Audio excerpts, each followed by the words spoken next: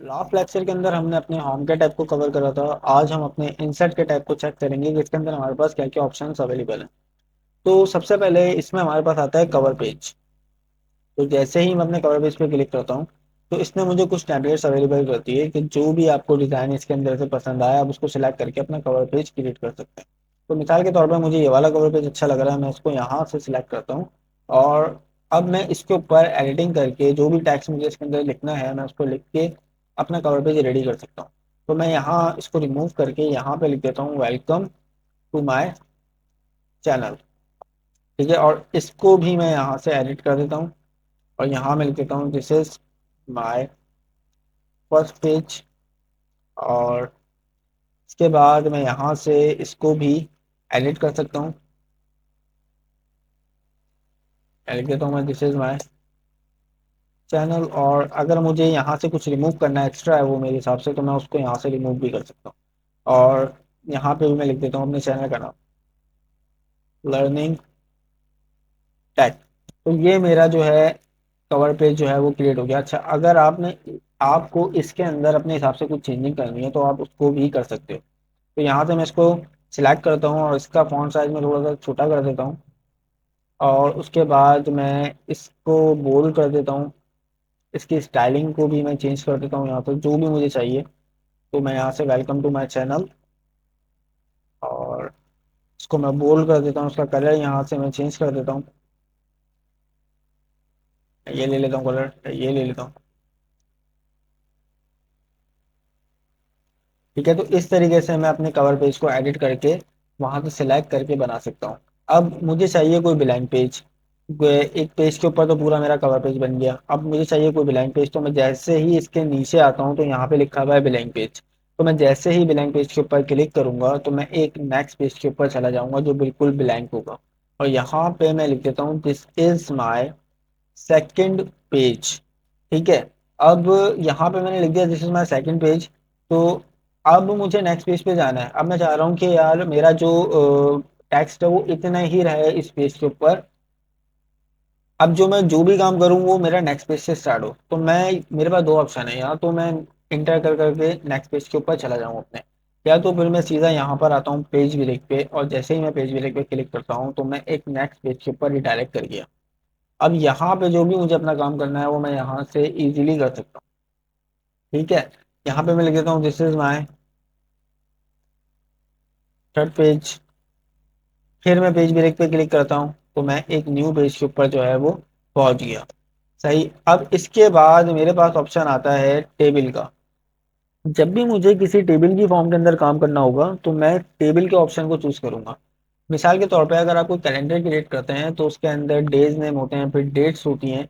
तो वो सब आप टेबल के ऊपर इजीली क्रिएट कर सकते हो। मैं जैसे ही टेबल के ऊपर क्लिक करता हूँ तो यहाँ पर जितने मुझे कॉलम्स चाहिए, जितनी मुझे रॉस चाहिए, मैं यहाँ से इजीली सिलेक्ट कर लेता हूँ। और यहाँ पे मैं इसको सिलेक्ट करके अपने डॉक्यूमेंट के अंदर उसको लेकर आ सकता हूँ। अब यहाँ पे मैं अपने डेज लिख लेता हूँ और यहाँ पे मैं अपनी डेट लिख लेता हूँ। ठीक है, या तो आपको जिस सेल के अंदर आपको अपना टैक्स लिखना है आप उस सेल के अंदर अपना टैक्स लिख सकते हो, कुछ भी जो भी आपको लिखना है। यहाँ पे टैक्स हो गया, यहाँ पे वन हो गया, यहाँ पे टू हो गया। और यहाँ पे लिखना है आपको, आप यहाँ पे भी लिख सकते हैं अपना टैक्स, जो भी आपको समझ में आए, जो भी आपको सही लगे, जिस हिसाब से आपको लिखना है अपने टेबल को आप फिल कर सकते हैं। उसके बाद अगर आपको अपने टेबल की स्टाइलिंग करनी है तो आपको यहाँ पर डिजाइन के ऑप्शन में आना पड़ेगा और यहाँ से आपको जो भी उसका स्टाइल चाहिए, जिस स्टाइल में आपको अपना टेबल चाहिए, आप उसको यहाँ से सिलेक्ट कर सकते हैं। इसके बाद यहाँ पर आते हैं पेज बॉर्डर के ऊपर। तो इसके जो बॉर्डर, अपने टेबल के बॉर्डर को आप यहाँ से सिलेक्ट कर सकते हैं, जो भी बॉर्डर आपको चाहिए। सिर्फ ऊपर के बॉर्डर चाहिए, टॉप बॉर्डर चाहिए। ठीक है, टेबल को पहले सिलेक्ट कर लें, फिर बॉर्डर पे आ जाएं और बॉर्डर पे आपको जो भी बॉर्डर चाहिए आप उसको हिसाब से अपना सेट कर सकते हैं। अगर आपको कोई बॉर्डर नहीं चाहिए आप नो बॉर्डर पे आ जाएं, आपको सारे बॉर्डर चाहिए आप ऑल बॉर्डर पे आ जाएं, आउटसाइड बॉर्डर चाहिए आप आउटसाइड बॉर्डर पे आ जाएं। तो आप इस तरीके से अपना टेबल जो है वो इजीली क्रिएट कर सकते हैं। ठीक है, इसके बाद हमारे पास ऑप्शन आता है पिक्चर का। अगर आपको अपने डॉक्यूमेंट के अंदर कोई भी पिक्चर को ऐड करना है तो आप पिक्चर के ऑप्शन में जाएंगे और जिस फोल्डर में भी आपकी वो पिक्चर पड़ी हुई है आप उस फोल्डर को सिलेक्ट करके उस पिक्चर को सिलेक्ट करेंगे और अपने डॉक्यूमेंट के अंदर ऐड कर देंगे। मिसाल के तौर पर मेरे पास डेस्कटॉप के ऊपर एक लोगो का फोल्डर है, मैं उस फोल्डर में जाता हूँ और जो भी पिक्चर मुझे चाहिए मैं उसको सिलेक्ट करता हूँ और उसको अपने डॉक्यूमेंट में इंटर कर देता हूँ। अब ये आ गई मेरे पास पिक्चर। ठीक है, अब मैं इसको रिसाइज भी कर सकता हूँ, मुझे छोटा करना है बड़ा करना है, जो भी जिस हिसाब से मुझे पिक्चर चाहिए मैं उसको उस हिसाब से सेट कर सकता हूँ।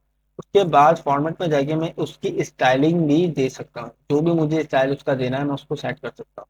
ठीक है, उसके बाद मैं इसके ऊपर इफेक्ट्स भी लगा सकता हूँ कि मुझे कौन सा इफेक्ट चाहिए कौन सा इफेक्ट नहीं चाहिए, 3D में चाहिए, प्रेजेंट पे चाहिए, शेडो पे चाहिए, रिफ्लेक्शन पे चाहिए, ग्लो पे चाहिए, जिस पे भी आपको समझ में आए, जो भी आपको सही लगे आप उसको उसके हिसाब से सेट कर सकते हैं अपनी पिक्चर को। ठीक है, तो इस तरह से आप अपनी पिक्चर को भी इसके अंदर ऐड कर सकते हैं। आपको इसका बॉर्डर चेंज करना है, बॉर्डर का कलर चेंज करना है, तो आप पिक्चर बॉर्डर पे जाएं और यहाँ से आपको इसका बॉर्डर, आपको जो भी कलर चाहिए उसको आप यहाँ से इजीली सिलेक्ट कर सकते हैं। इसके बाद हमारे पास एक ऑप्शन और है कि आप अपने बॉर्डर को कितना थिक करना है, तो यहाँ से आप उसका जो है थिकनेस उसकी सिलेक्ट कर सकते हैं इजीली। सही।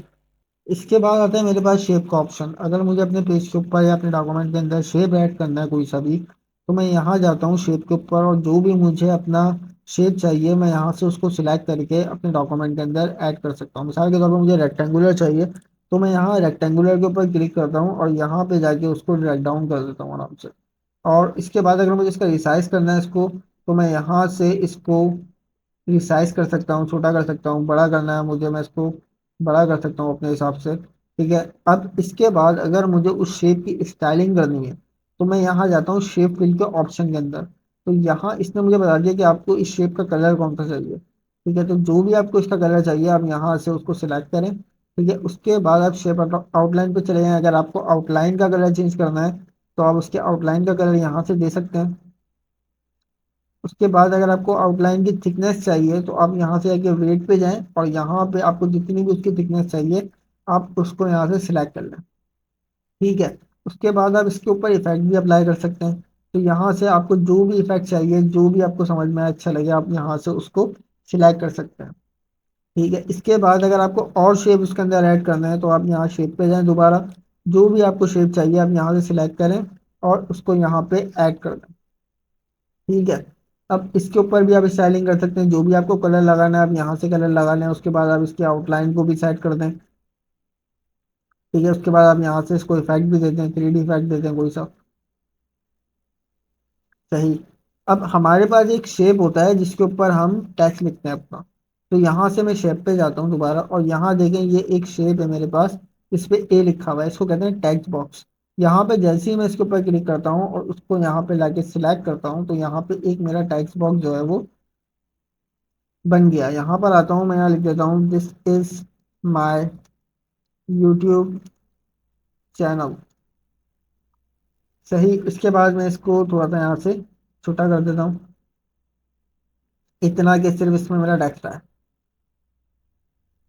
सही। इसके बाद इसकी भी मैं यहाँ से उसी तरीके से स्टाइलिंग दे सकता हूँ, मैं इसका कलर चेंज कर देता हूँ।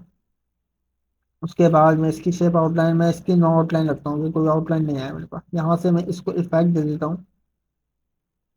ठीक है, इस तरीके से मैं अपना यहाँ पे एक शेप के अंदर भी टेक्स्ट लिख सकता हूँ, और अगर मुझे कोई और शेप चाहिए मैं यहाँ से आके उसको दोबारा से शेप में आके उसको अपने हिसाब से कोई भी शेप सिलेक्ट करके उसको यहाँ पे दे सकता हूँ।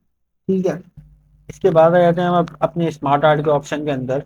तो स्मार्ट आर्ट के अंदर हमें कुछ चार्ट्स या कुछ डिजाइन कहना है आपके वो गिवन होते हैं हमारे पास। जैसे कि मिसाल के तौर पे आप किसी रोड के ऊपर जा रहे हैं, तो वहां पे आप देखते होंगे बैनर या कोई इमेज देखते होंगे कि यहाँ अगर आप लेफ्ट के ऊपर टर्न होते हैं तो ये वाला एरिया आ जाएगा, स्ट्रेट जाते हैं तो ये वाला एरिया आ जाएगा, राइट पे टर्न होते हैं तो ये वाला एरिया आ जाएगा। तो इस टाइप के, या फिर कोई साइकिल टाइप जो इमेज बनी हुई होती है हमारे पास, डायग्राम्स बनी हुई होती हैं, उस टाइप का स्मार्ट आर्ट के अंदर ऑप्शन हमारे पास बहुत सारे अवेलेबल होते हैं। जैसे मैंने स्मार्ट आर्ट पे जैसे ही क्लिक करा, तो इसने मुझे सारे ऑप्शन जो है यहाँ पे गिवन कर दिए।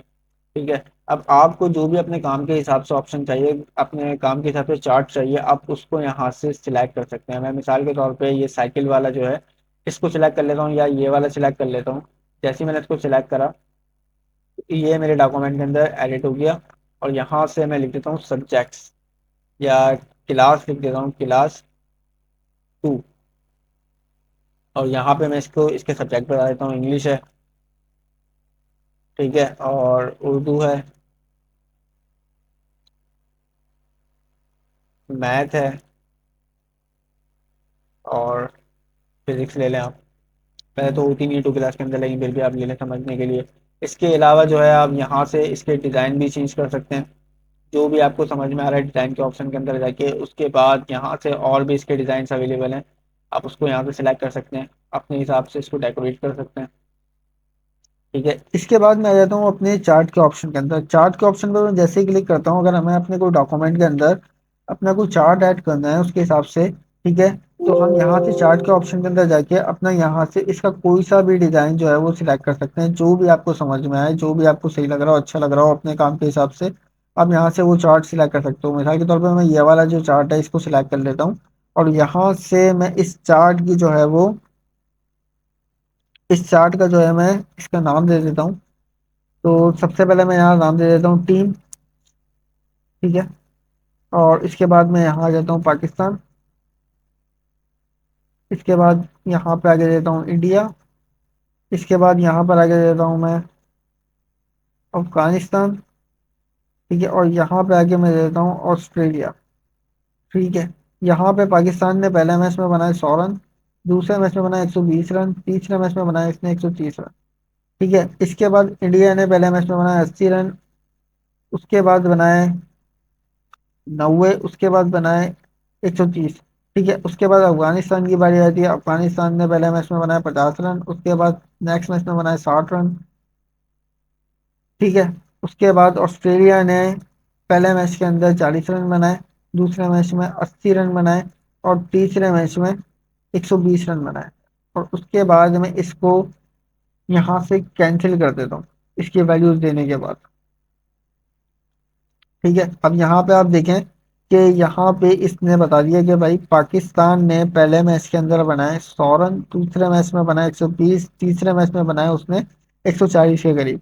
यहाँ पे इंडिया ने पहले मैच में बनाए 80, दूसरे मैच के अंदर बनाए इसने 100 के करीब, तीसरे मैच में बनाए इसने 140 के करीब। इसी तरीके से इसने अफगानिस्तान का भी चार्ट दे दिया हमें पूरा इस तरीके से। ठीक है, तो चार्ट का जो काम होता है वो ये होता है। इसके बाद जो है यहाँ से आप इस चार्ट का जो है वो स्टाइलिंग भी दे सकते हैं इसको अपने हिसाब से, जो भी आपको सही लगे, जैसे भी आपको समझ में आ रही हो। ठीक है, तो मैं यहाँ पे इसको ये वाला स्टाइल दे देता हूँ, और ये हमारा जो है वो चार्ट जो है वो क्रिएट हो गया। इसके बाद आता है मेरे पास हाइपर लिंक का ऑप्शन।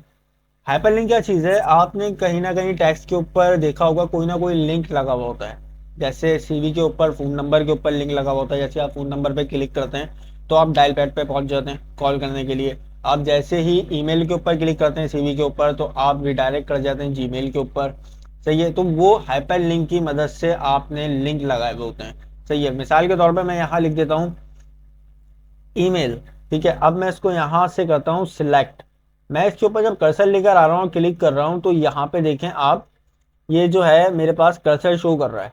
सही है, अब जैसे ही मैं इस पे लिंक लगा दूंगा तो यहाँ मेरे पास कर्सर शो नहीं करेगा, और इसका जो डिस्प्ले है वो भी चेंज हो जाएगा यहाँ से। ठीक है, मैं यहाँ आता हूँ और यहाँ से इसको सिलेक्ट करता हूँ, हाइपर लिंक के ऊपर आता हूँ, और हाइपर लिंक के ऊपर आके वो मुझसे पूछ रहा है आपको करना क्या है।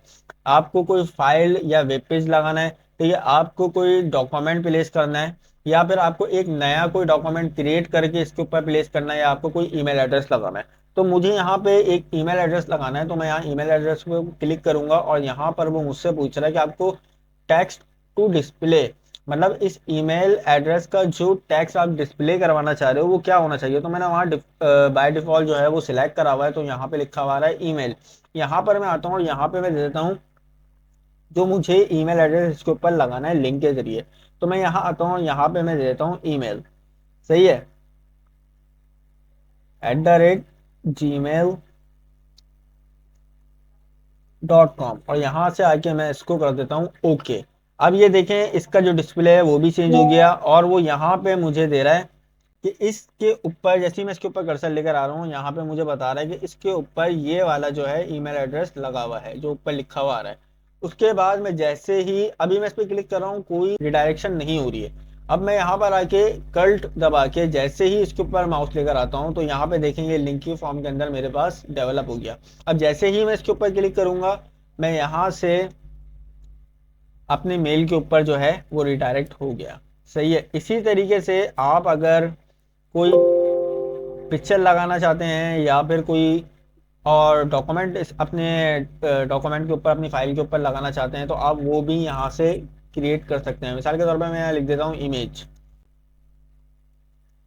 सही है। अब यहाँ से मैं इस इमेज को करता हूँ सिलेक्ट और यहाँ पर आता हूँ हाइपरलिंक के ऊपर।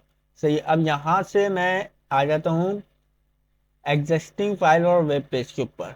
ठीक है। अब वो मुझे लेकर आई है मेरे कंप्यूटर के अंदर। अब मेरी जो वो इमेज जहाँ पे जिस फोल्डर में रखी हुई है, पहले मैं उस फोल्डर को सिलेक्ट करूंगा, यहाँ से डेस्कटॉप को सिलेक्ट करता हूँ और यहाँ से मैं आके लोगों के ऊपर चला जाता हूँ। ठीक है। और यहाँ से मैं ये वाला जो मुझे जो भी इसके अंदर मेरी इमेज का नाम है उसको सिलेक्ट कर लेता हूँ। यहाँ से मैं इसको सिलेक्ट कर लेता हूँ। अब यहाँ देखें इसका भी डिस्प्ले चेंज हो गया। अब जैसे ही मैं इसके ऊपर कर्सर लेकर आ रहा हूँ तो ये मुझे मेरी फाइल का लोकेशन ऊपर मुझे सेंड कर रहा है। ठीक है। अब अगर मुझे इसको ओपन करना है तो मैं यहाँ कल्ट दबाऊंगा और यहाँ आके मैं इसके ऊपर आऊंगा और जैसे ही मैं इस पर क्लिक करता हूँ तो यहाँ ये मुझे मेरी फाइल को ओपन करके दे देगा। इस तरह से आप अपने डॉक्यूमेंट के अंदर, अपनी फाइल के अंदर आप लिंक्स भी जनरेट कर सकते हैं अपने टेक्स्ट के साथ साथ। इसके बाद आता है मेरे पास कमेंट का ऑप्शन। अब मिसाल के तौर पे मेरे पास कोई 100-200 लाइनों का पैराग्राफ लिखा हुआ है। ठीक है। और हर लाइन मैंने किसी न किसी मकसद से लिखी है। ठीक है। अब मैं वहां भूल जाऊंगा कि मतलब अगर मैं कुछ टाइम के बाद उसको खोलता हूँ तो मुझे नहीं याद रहेगा कि मैंने कौन सी लाइन किस पर्पस के लिए लिखी थी। सही है। तो अगर कोई टेक्स्ट लिखा हुआ है मेरे पास और उसके अंदर मैंने कहीं बीच बीच में ईमेल एड्रेसेस का इस्तेमाल करा हुआ है, कहीं पिक्चर का इस्तेमाल करा हुआ है, ठीक है, या कहीं लिंक लगाया हुआ है, ठीक है, तो मुझे मुझे याद नहीं है मैंने वो किस पर्पस के लिए लगाया हुआ होगा। तो मैं वहां जो है कमेंट का इस्तेमाल करूंगा कि जैसे ही मैं उस लाइन के ऊपर अपना कर्सर लेके जाता हूँ तो वहां वो मुझे ये शो करवा दे कि यहाँ पे आपने जो ये लाइन लिखी है, ये टेक्स्ट लिखा है, वो इस पर्पस के लिए लिखा था। सही है। और अगर मुझे सारे ही कमेंट चेक करने होंगे तो साइट के अंदर मेरे पास पूरा मतलब एक टेबल दे रहा होगा कि ये वाली लाइन आपने इस पर्पस के लिए लिखी थी, ये वाली लाइन आपने इस पर्पस के लिए लिखी थी। सही। तो यहाँ पे मेरे पास एक पैराग्राफ है। ठीक है। और अब मैं चाह रहा हूँ कि ये जो लाइंस है मेरे पास, इसके ऊपर अगर मैंने कोई कोई लाइन किसी पर्पस के हवाले से लिखी है तो मैं चाह रहा हूँ कि उसके ऊपर मुझे एक कमेंट शो करवा दो जैसे ही मैं उसके ऊपर कर्सर लेके जाऊँ, ताकि वो मुझे याद रहे। सही है। या कोई अगर यूज़र मेरा उस डॉक्यूमेंट को देखता है तो वो उस लाइन के ऊपर जैसे ही कर्सर लेके जाए तो वो समझ जाए कि ये लाइन मैंने क्यों लिखी है। ठीक है। तो मैं यहाँ से आता हूँ और इसको मैं सिलेक्ट करता हूँ अपनी फर्स्ट लाइन को और यहाँ से मैं कमेंट के ऊपर क्लिक करता हूँ। ठीक है। तो मैं यहाँ ये लिख देता हूँ this is my first line. ठीक है। आपका जो पर्पस हो, आप जो भी कमेंट उसके ऊपर पास करवाना चाहते हो वो आप यहाँ पे लिख सकते हैं। तो मैंने यहाँ पे लिख दिया this is my first line. तो जैसे ही मैं इसके ऊपर कर्सर लेके जाता हूँ तो इसने मुझे वहां पे उस लाइन के ऊपर ये शो करवा दिया कि this is my first line. ठीक है। इसके अलावा अब मैं चाह रहा हूँ कि मैं फोर्थ लाइन के ऊपर जो है इसके ऊपर भी एक कमेंट लगा दूँ। तो मैं इस फोर्थ लाइन को जो है वो सिलेक्ट करता हूँ। मैं यहाँ से इस फोर्थ लाइन को पूरी को सिलेक्ट कर लेता हूँ और यहाँ पर आके मैं एक कमेंट इसके ऊपर पास करवा देता हूँ कि this is the mid line. सही। अब मैं जैसे ही इस फोर्थ लाइन के ऊपर कर्सर लेकर आऊंगा तो यहाँ पे इसने मुझे बता दिया कि this is the mid line. सही। इसके बाद अगर मैं लास्ट लाइन के ऊपर आके एक कमेंट पास करवा देता हूँ, यहाँ पर आता हूँ कमेंट पे ऊपर मैं और यहाँ पे लिख देता हूँ this is the last line. सही। अब यहाँ पर मैं आता हूँ, जैसे इसके ऊपर कर्सर लेकर आता हूँ इसने मुझे बता दिया कि ये आपकी आखिरी लाइन है, दिस इज लास्ट लाइन। इसके अलावा आप साइड में देख सकते हैं मैंने यहाँ पे जितने भी कमेंट लगाए हैं वो सब मुझे यहाँ कॉर्नर्स के ऊपर शो करवा रहा है। जैसे ही मैं उन कमेंट के ऊपर अपना कर्सर लेके जा रहा हूँ तो वो वहाँ मुझे लाइन को भी मेंशन कर रहा है, उसका डिस्प्ले चेंज करके, उसको हाईलाइट करके, और वो मुझे बता भी रहा है कि ये लाइन मैंने किस पर्पज़ के लिए लगाई हुई थी। ठीक है। तो कमेंट का जो काम है वो हमारे पास ये है। इसके अलावा इसके बाद मेरे पास आता है हेडर और फुटर। ठीक है। हेडर क्या चीज़ होती है? आपके डॉक्यूमेंट का सबसे टॉप वाला हिस्सा, आप इसको हेडिंग भी कह सकते हो। और फुटर क्या चीज़ होती है? आपकी डॉक्यूमेंट का सबसे नीचे वाला हिस्सा, बॉटम वाला हिस्सा। ठीक है। आप मिसाल के तौर पे यहाँ पे मेरे पास जो है एक पैराग्राफ लिखा हुआ है और यहाँ पर मैं आता हूँ इसके ऊपर हेडर लगा देता हूँ। ठीक है। अब यहाँ वो मुझसे पूछ रहा है कि आपको कौन सा फॉर्मेट चाहिए, किस फॉर्मेट के अंदर आपको अपना हेडर लगाना है। तो मैं यहाँ से ये वाला जो है वो सिलेक्ट कर लेता हूँ और यहाँ पे वो मुझसे पूछ रहा है आप अपना हेडर यहाँ पे टाइप कर सकते हैं। तो मैं यहाँ पे दे देता हूँ दिस इज माय पैराग्राफ। सही है। और अब इसके बाद मैं इसको यहाँ से डन कर देता हूँ। और इसके बाद अब मैं चाह रहा हूँ कोई मेरे पास फुटर भी हो, मतलब बॉटम के अंदर भी मेरे पास कुछ आए, और मैं यहाँ से फुटर को सिलेक्ट करता हूँ, और यहाँ से जो जिस फॉर्मेट में मुझे फुटर चाहिए मैं यहाँ से उसको सिलेक्ट कर लेता हूँ। अब वो मुझे सबसे पेज के सबसे बॉटम वाले हिस्से पे लेके चला गया, और यहाँ पे मैं लिख देता हूँ एंड। ठीक है। और अगर मुझे इसका फॉन्ट वगैरह भी चेंज करना है तो मैं यहाँ से होम के टैब पे जाके इसको थोड़ा सा बड़ा भी कर देता हूँ। इसका जो है कलर भी मैं यहाँ से चेंज कर सकता हूँ।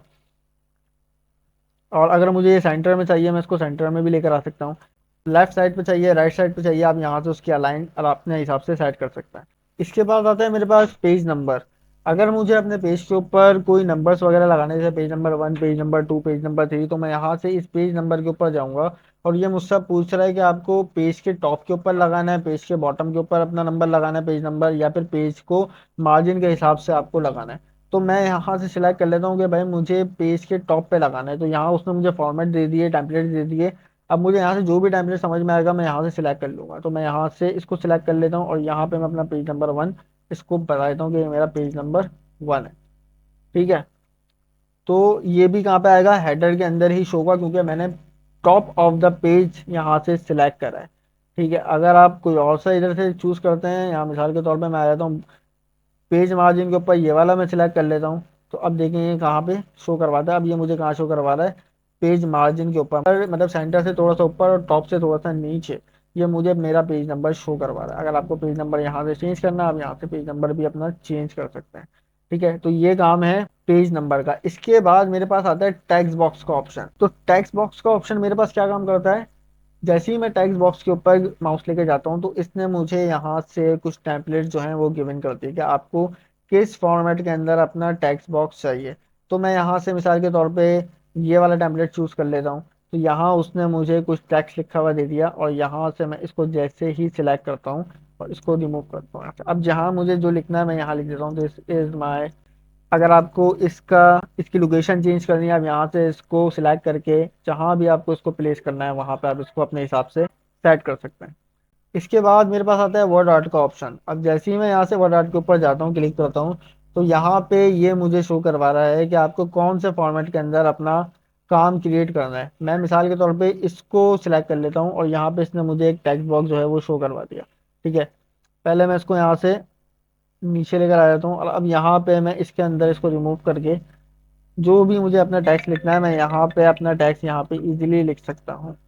इसके बाद मेरे पास ऑप्शन आता है सिग्नेचर लाइन। अगर मुझे कोई सिग्नेचर लाइन लगानी है कि मतलब मुझे वो बार बार लिखना ना पड़े, मेरे पास वो ऑटोमेटिक वहाँ पे आ रहा हो। ठीक है। तो मैं यहाँ सिग्नेचर लाइन के ऊपर जाता हूँ। अब ये मुझसे पूछ रहा है कि आपको क्या लाइन लगानी है, तो मैं यहाँ लिख देता हूँ वेलकम टू माय चैनल, और यहाँ से मैं आके इसको ओके कर देता हूँ।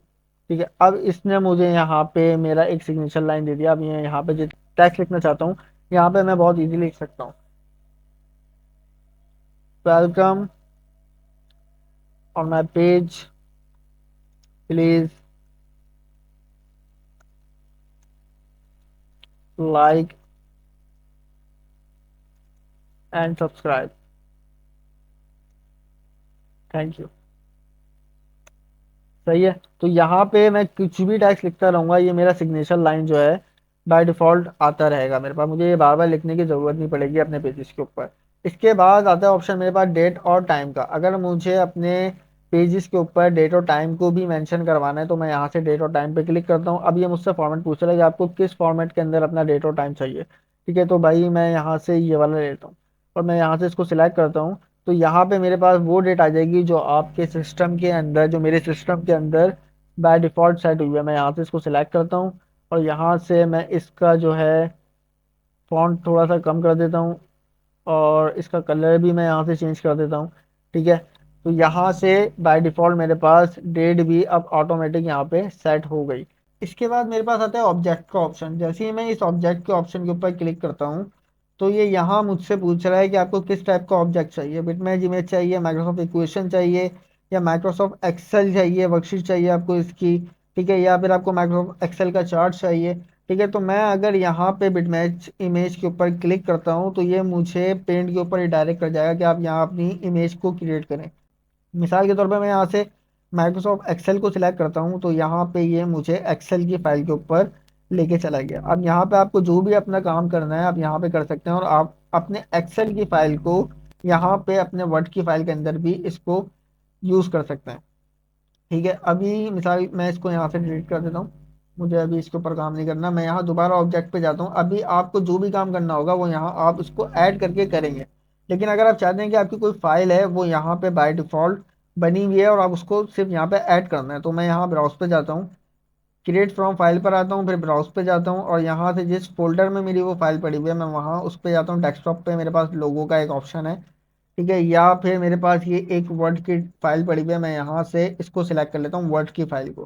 ठीक है, यहाँ से मैं इसको सिलेक्ट करके अब यहाँ ये मुझसे पूछ रहा है कि आपको एज अ लिंक इसको इस्तेमाल करना है या फिर इसको एज अ आइकन इस्तेमाल करना है। आपको जो डिस्प्ले इसका आए इस फाइल का वो कैसा है, कि लिंक के तौर के ऊपर आए या फिर एज अ आइकन आए। तो मैं चाह रहा हूँ एज अ आइकन मेरे पास यहाँ पे शो। अब वो यहाँ मुझसे पूछ रहा है कि आपको किस आइकन के ऊपर चाहिए, कौन सा आइकन आपको लगाना है। तो मैं यहाँ चेंज आइकन पे क्लिक करता हूँ, जो भी मुझे इधर आइकन लगाना है मैं यहाँ से उसको सिलेक्ट कर लेता हूँ और यहाँ से आके मैं इसको ओके कर लेता हूँ।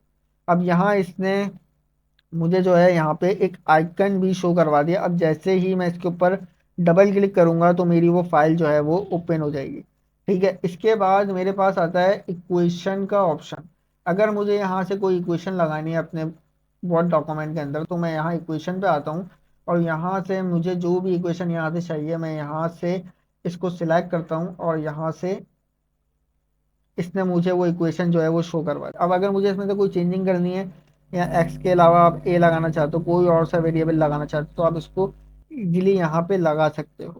ठीक है, अगर आप खुद से कोई अपनी इक्वेशन बनाना चाहते हो तो यहाँ आओ इक्वेशन के ऊपर, यहाँ आने के बाद आप यहाँ पे मोर इक्वेशन फ्रॉम office.com यहाँ आप अपना क्लिक करें या फिर इंसर्ट अ न्यू इक्वेशन के ऊपर क्लिक करेंगे तो आपकी वो यहाँ पर खुद से आप यहाँ से अपनी इक्वेशंस को क्रिएट कर सकते हैं। सही, इसके अलावा मेरे पास ऑप्शन है सिंबल का। अगर आपको कोई अपने डॉक्यूमेंट के अंदर सिंबल इस्तेमाल करना है तो वो यहाँ से आप कोई सा भी सिंबल को सिलेक्ट कर सकते हैं। ठीक है, तो ये इंसर्ट का टैब था हमारा। उम्मीद करता हूँ आपको ये समझ में आया होगा इंसर्ट का टैब। ठीक है, अगर कोई क्वेश्चन हो कुछ पूछना हो तो आप मुझसे कमेंट के अंदर पूछ सकते हैं। शुक्रिया।